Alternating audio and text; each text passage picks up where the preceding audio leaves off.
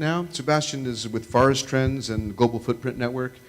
And so let's talk about the mining sector as far as the private sector. How can offsets, biodiversity offsets have been around for a while. The uptake, the use of biodiversity offsets is still relatively low in the extractive industries. What's been the experience getting the sector to participate in those schemes? How could we expand the engagement of the extractive industries, for example? No, gracias, David. Y primero quiero agradecer a BIOFIN y UNDP por la invitación y también al gobierno mexicano de poder estar aquí y la organización.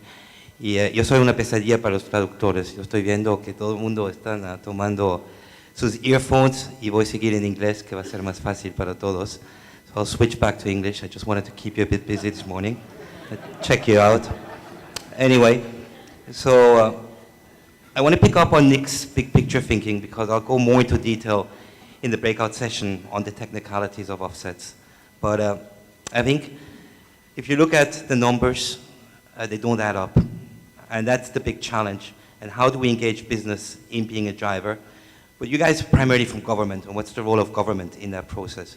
The recent report of True Cost, Natural Capital at Risk, basically looks at 100 top externalities. That is a figure of 4.7 trillion.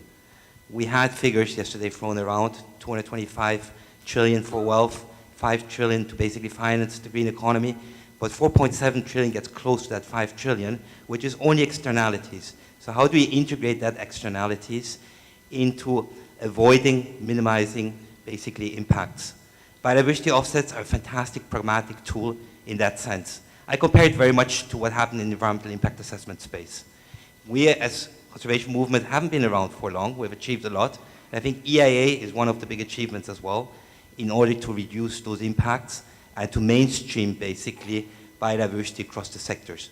You asked me, how big is the market? I don't think that's the right response for biodiversity offsets. I prefer that the market is small because we apply the mitigation hierarchy. We reduce, we avoid first, we reduce, minimize, we restore, and then comes the offset. So I give you figures. Currently, 39 governments have offset schemes in place. Another 30 governments are working on them. Market figures are hard to get because the market is not very transparent. For the countries we've looked, alone for the US, habitat banking, wetland banking, it's about 3 to 4 billion. So that's not big numbers for the conservation investments. But as I said, in Australia, those numbers are much, much lower. Brazil, those numbers are big because the way they set up their law, the SNUC law, is basically providing a ratio, paying the money in the fund. And we've experienced in the last 10 years, because offsets is only 10 years old. It's, I always say it's in the teens, but still huggable. It's a bit like BIOFIN, I guess. You're in the teens and a bit huggable. So I feel the market is growing. You mentioned extractives. Extractives have been on the forefront because you see the big impact, but I think we have to get as well at the other sectors. I say it's about mainstreaming.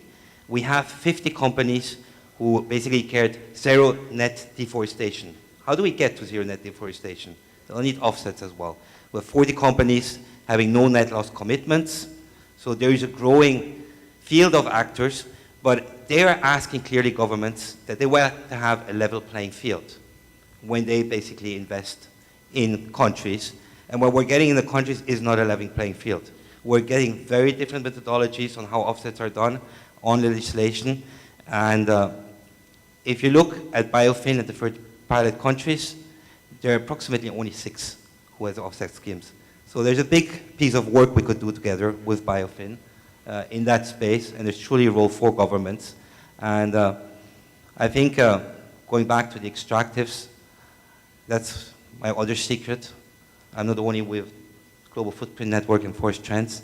I'm as well working directly with the private sector. I'm advisor of sustainability for one of the largest gold mines in Europe.